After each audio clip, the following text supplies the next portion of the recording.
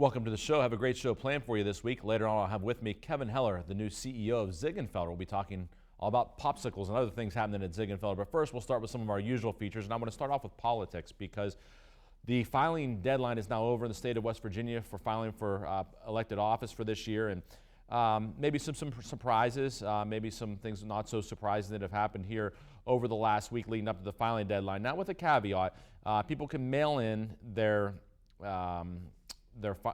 candidacy, and they could do that by midnight last Saturday. So depending on how fast the postage is and what part of the state it was coming from and rural areas and stuff, there could be a few things that still float into the Secretary of State's office, but I think most are in. But I want to talk about some of these local races that we kind of particularly know about. One is County Commission. County Commissioner Tim McCormick, for the first time in a number of years, will have opposition in that County Commissioner race. Jim Cleese filed to run against him, and another very well-known name, Zach Abraham, has filed to run. Of course, Zach Abraham, president of the Ohio County Board of Education. A lot of people know him from his WVU Mountaineers days. Had the big catch against Pitt, was captain down there after initially walking on.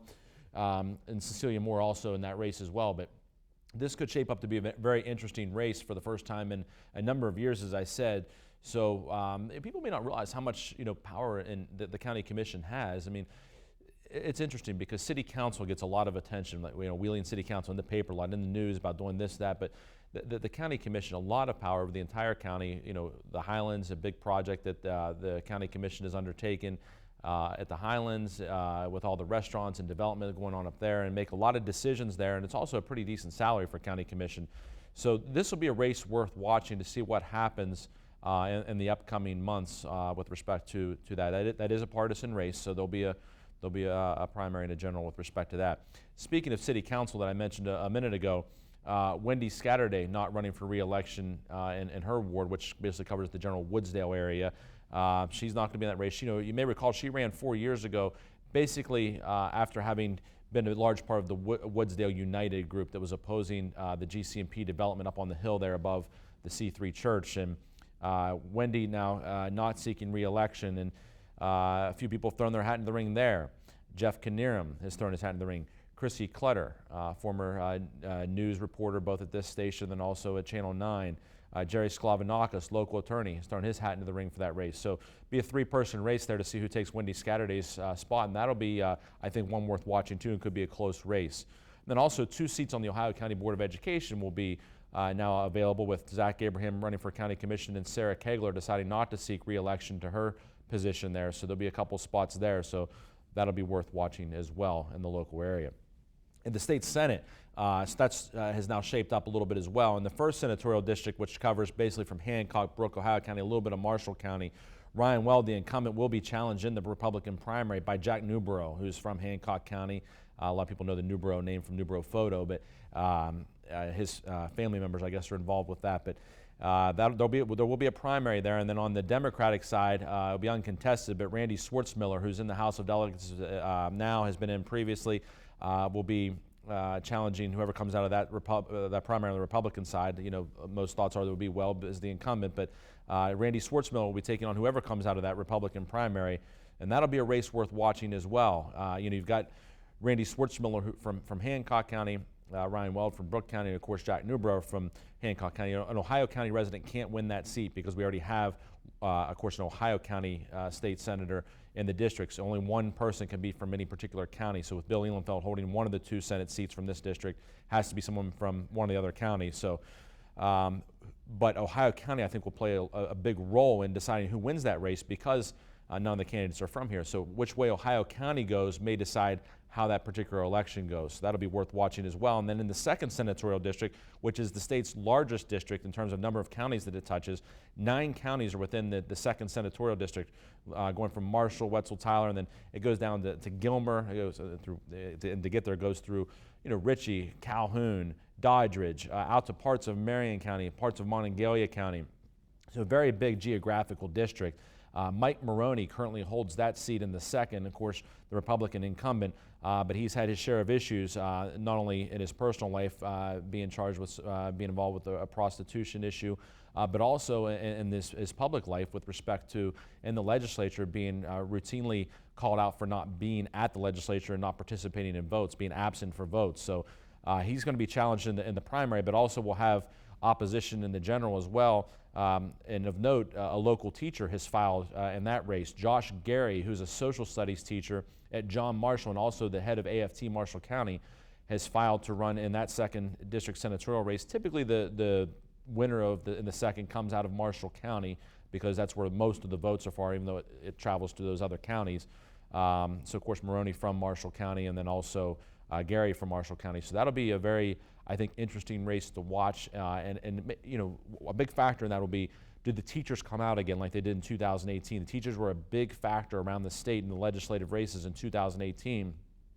PEIA still hasn't been fully funded. How many of the teachers will get out and support some of these candidates that are running on these education platforms? That'll be a big factor in that 2nd senatorial district race. And then also of note is the West Virginia Supreme Court. There are 3 seats up for the court, but the reason I bring it up now is because Judge Dave Hummel from Marshall County has filed to run for the Division I seat, currently held by Tim Armstead, who was appointed to this seat after the shakeup on the court a couple years ago. Former Justice Neely also in that Division I race. So 3 people in that race, the incumbent Tim Armstead, former Justice Neely, and then also Judge David Hummel from Marshall County. And this is the first time Judge Hummel seeking a statewide office, and one of the keys would be for him to get his name out there. But as a trial court judge, someone who sits in a courtroom every single day, who practiced law before that, obviously brings a wealth of experience to the table with respect to his knowledge of courtroom procedure, with issues, evidentiary issues, procedural issues, et cetera.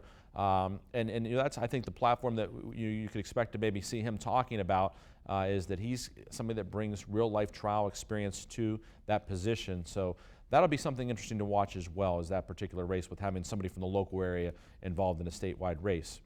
So we will keep an eye on that. Give you a quote here this week. You know, my quotes usually come from national sources, so to speak, famous politicians, people of historical significance, etc. But this week I chose a quote from my wife because she wrote a blog this week that I thought was particularly good, following the untimely death of Kobe Bryant, his daughter, and 7 others on the helicopter crash in California. And if you haven't had an opportunity to read her blog, check it out. It's on our website at my law firm at bordaslaw.com. You go to the blog section, you can check out her blog that was actually posted the day of Kobe Bryant and the others' death on Sunday. But this is a portion of the blog that I thought was particularly good, so I'm going to use it as my quote this week. She said, "Death doesn't care if you're rich or poor. It doesn't care if you travel by car or helicopter. It doesn't care if you were one of the greatest NBA players of all time or your local high school sports superstar. One day you're living life, and the next day you aren't. Life is a precious, precious gift that can be taken away at any second." Stacey Bordas.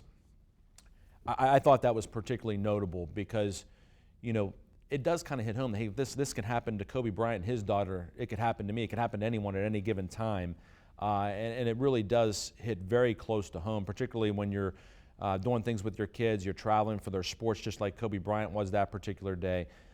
So I thought that particular portion of her blog was especially notable, and I thought a very good quote. So kudos to her for writing such an excellent blog. We need to take a break. When we come back, I'll have with me Kevin Heller, new CEO of Ziegenfelder. We'll be talking all about that company. Stay with us here on the Jamie Bordas Show. Disasters happen. Pick the team that takes care of them all. Powered by offices in Wheeling, Morgantown, and Pittsburgh, Panhandle Cleaning and Restoration is ready to handle any size emergency at a moment's notice. We have the right people, knowledge, and equipment to respond 24 hours a day.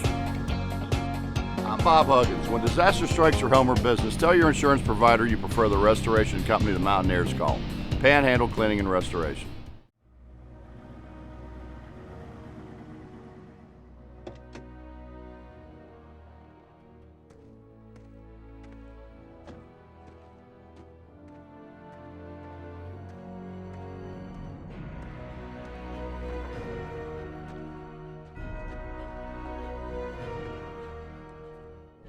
Recommended by the highest authorities. Danoon Lumber. Looks like a bad one's coming. Yeah. Right?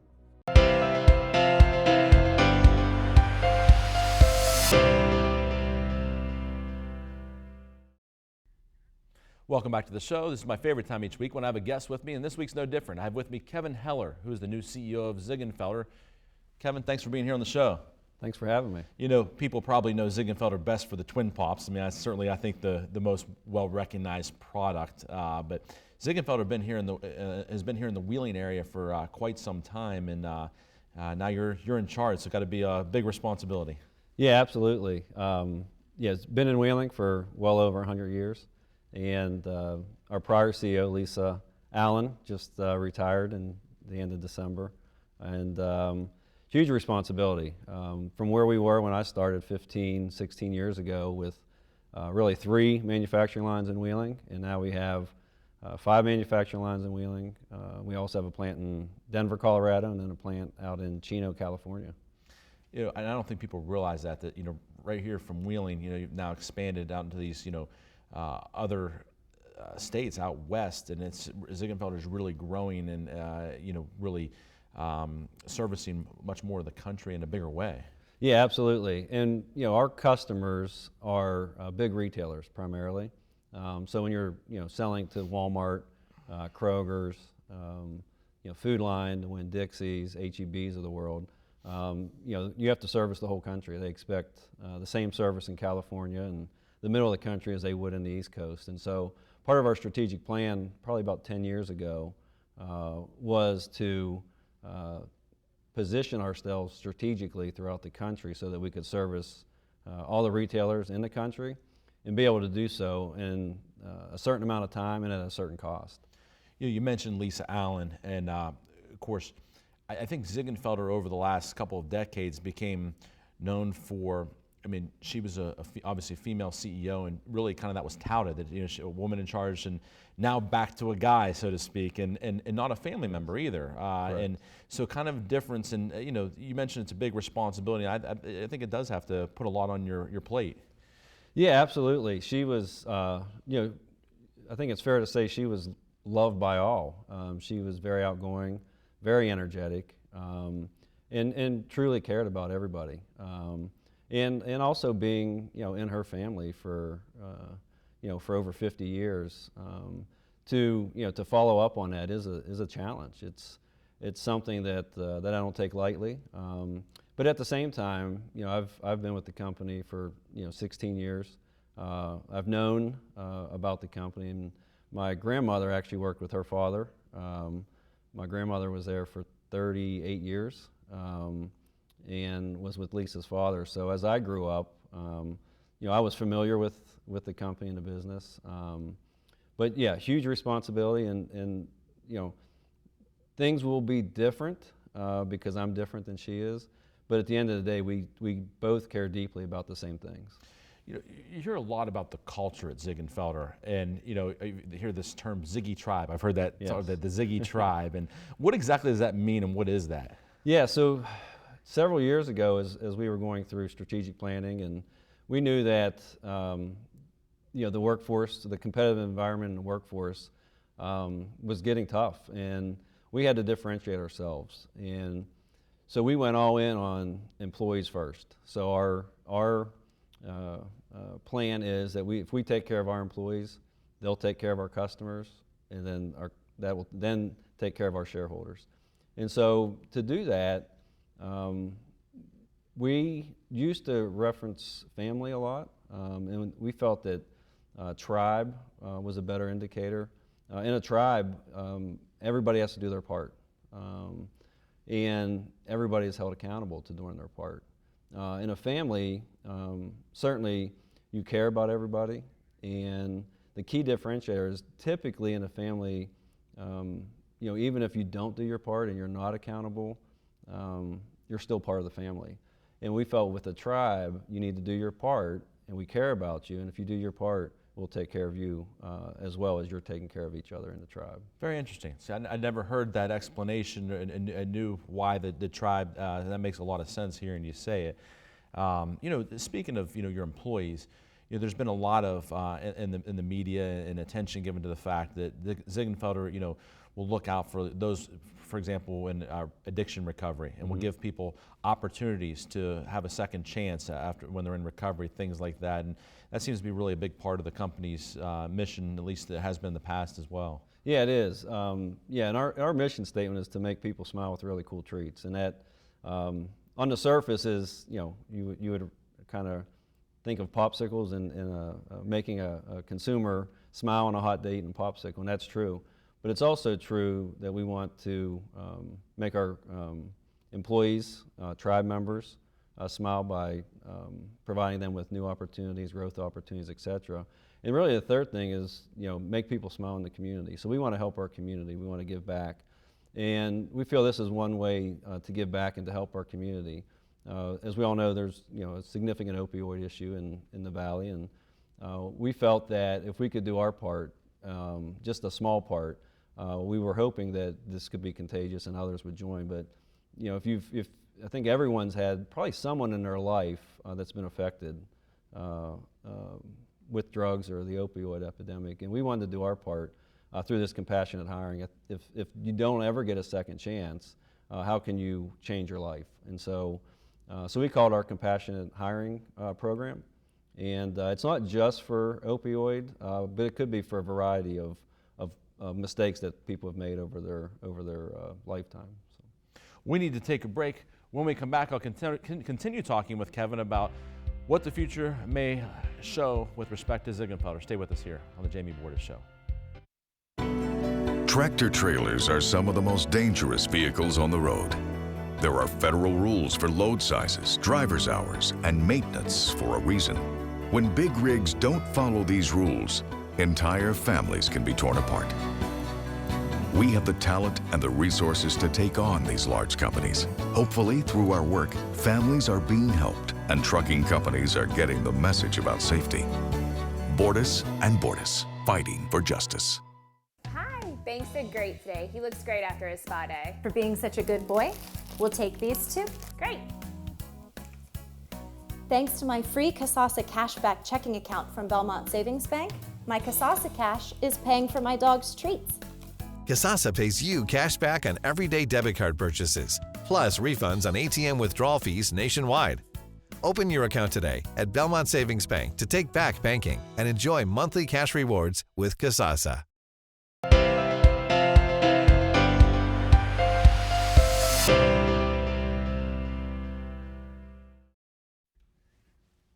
Welcome back to the show. I've been speaking with my guest this week, Kevin Heller, who's the new CEO of Ziegenfelder. And Kevin, we talked about you having these plants now in Colorado and California, but your plant here had a significant event happen 1 year ago this week, with a large fire here at your plant right in the East Wheeling here. Yeah, that had anniversary is this Friday. That was a tough day for everyone involved, and want to still thank the first responders for that. We lost 10,000 square feet of our building. It was an important 10,000 square feet, but it was only 10,000 square feet out of about 65,000 square feet. So they were able to really save our business. And right now we're in the process of rebuilding. So if you drive down on 18th Street, you likely won't be able to drive through because there's cranes in the road every day. But we are rebuilding, and the rebuild is going to be about 26,000 square feet, so quite a bit larger. And our plan is to replace what we lost, which was production capacity and some critical other components, as well as add our office space that we lost as well back to that facility. Now, you talk about that size of building, and you have these lines, and one of the things that people may not realize is, in addition to like the twin pops that people may see and grab at Kroger, Respecs, or wherever here in the local area, you also make products for some of the major companies around the country, like Welch's and companies like that from time to time. Yes, we do. So we absolutely do. We have some royalty arrangements. So we do have Welch's as one of them. We're actually coming out this year with Fruit Loops, so it'll be an interesting venture to see if that works, if it will translate from the cereal aisle to the frozen part of the store. So it'll be frozen Fruit Loops? Yes. That's interesting. Yes. I got a couple kids I think will like it anyway. Yes, it will be interesting. So, and we're always working on different royalties. We've got Angry Birds and several others as well. Yeah, so when you go sometimes into the store and you see those products, those are made right here as well, I guess, or in one of your plants anyway. They are, yeah. Most of those are made in Wheeling, yes. Now, with respect to the new plant or the construction that's going to, restore the plant that was lost and add on, what's the construction timeline look like, and when's that likely to be done? Yeah, we're hopeful May of this year, but we're saying summer of this year. We have a soft opening scheduled in May, and we're also going to have an event to celebrate or commemorate the opening of the building too. Date to be determined, but late April, early May would be that. Now with it being larger, you said you lost 10,000 square feet, you're adding 26,000 back on. Is that more office space, or is that actually more production lines, or what could be expected with the added area? Yeah, so more production space and really our mix making capability. So what we lost was mix making and 2 production lines, and what we're adding back is a larger mix making room, so that in a production room that we can expand further in. So we'll be able to add back what we lost, but also be able to accommodate additional growth down the road. That may, of course, then possibly lead to more jobs, it sounds like, too. Yeah, absolutely. Yeah, job creation, even with the first, I'll call it the first phase, the first opening with the production line, we are also anticipating more jobs just with that. And within our 5-year plan, we expect to grow and continue to add jobs in the valley. People who are interested in working for Ziegenfelder, what's the best way for them to go about it? Yeah, you can go to our website, which is budgetsaver.com. You can come to our office space, which is now on 19th Street, or call 232-6360. All right. Well, Kevin, I really appreciate you being here on the show, and good luck to you and your new position there as CEO. I know you've been with the company for a while, as you said, but anytime you're the guy in charge, everybody looks to you, and it's not an easy role to play, but I know you'll do it well. I've known you for a long time, and wish nothing but the best of luck to you. Great, thank you. All right, Kevin. We need to take a break. When we come back, I'll be talking sports. We'll be talking about the Super Bowl. Stay with us here on the Jamie Bordas Show. Sunset Motors is the 2019 Ohio Valley leader in Dodge, Jeep, Chrysler, and Ram sales. Get a Ram 4x4 for just $29,980, or lease a Bighorn for only $299 per month. Lease a new Compass Latitude for $239 per month. Now, during the Start Something New sales event, lease a Jeep Cherokee Latitude for just $257 per month, or a Grand Cherokee Laredo for just $309 per month. You can love where you drive at Sunset. When reviewing your oil and gas offers or royalty check statements, do you wonder, am I being offered a fair amount? Do I feel comfortable reading the statement? Do I have peace of mind? If you answered no to these questions, you need Bordas Mineral Management. Our passion is helping mineral owners protect and expand their mineral wealth. Our examiners tell you whether you're being treated fairly and getting paid what is rightfully yours. Bordas Mineral Management. Be protected. Have peace of mind.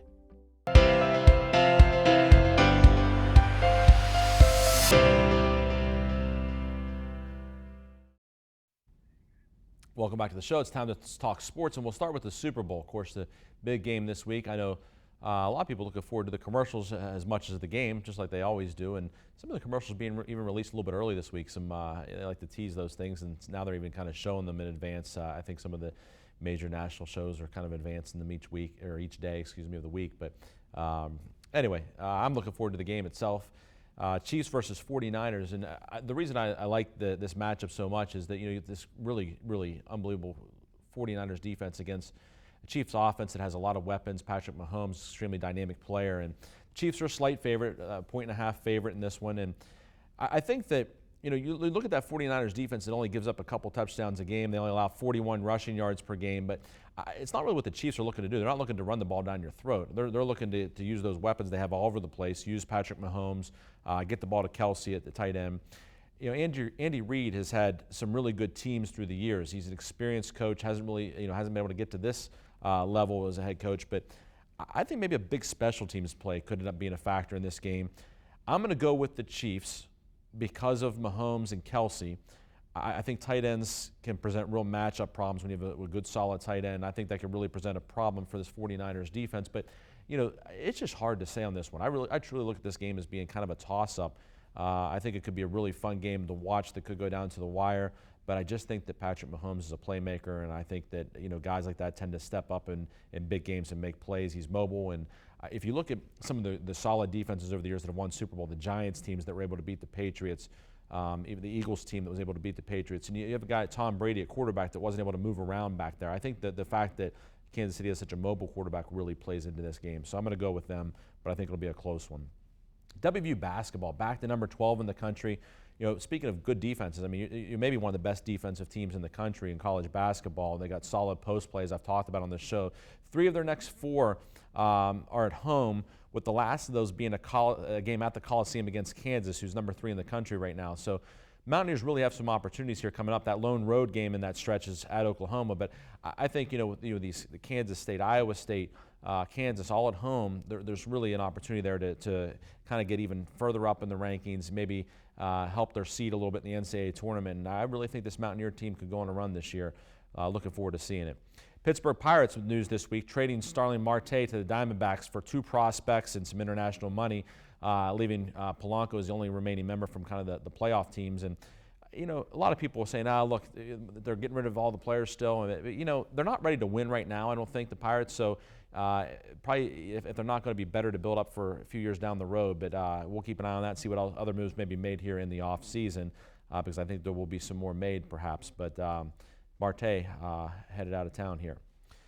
And lastly, I would be remiss if I didn't mention Kobe Bryant here during sports. You know, Kobe came in the league at the wrong time for me. I grew up in the Michael Jordan era, and I loved watching Michael Jordan. And once I had kids, they are growing up in the Steph Curry era, and Steph Curry's their guy, and Kobe was kind of in between there. But I became a fan. But it wasn't really until his last game when I watched him score 60. There in that very final game against Utah. But what I've really become a fan is, this week I've seen interviews and stories. I've been so moved by the interviews and stories that I've seen, and I've been especially impressed with how he was coaching his daughter, who was 13, Gigi, promoting the women's game. I think he probably would have ended up owning a WNBA team. It wouldn't have surprised me at all. I think he probably would have coached at a high level, probably women's basketball. And he's made a lot of people stop and think about life. A lot of people think about just competitiveness. A lot of people thinking about the women's game of basketball. A lot of people just thinking about relationships with their kids. And I think that, Kobe loved the game so much, as evidenced by, his Academy Award-winning Dear Basketball. And the game was pretty good to him too, of course. But I think the best was yet to come for Kobe, and unfortunately he won't be here to see that. But perhaps Kobe will be one of those rare people who have an even bigger impact after they're gone. There's very few people in life where that happens, but maybe Kobe Bryant will be one of those people, but I surely hope that he and Gigi and the 7 others who lost their lives rest in peace. He was gone far too young at the age of 41, and so were the others. That's all the time we have. We'll see you next time on The Jamie Bordas Show.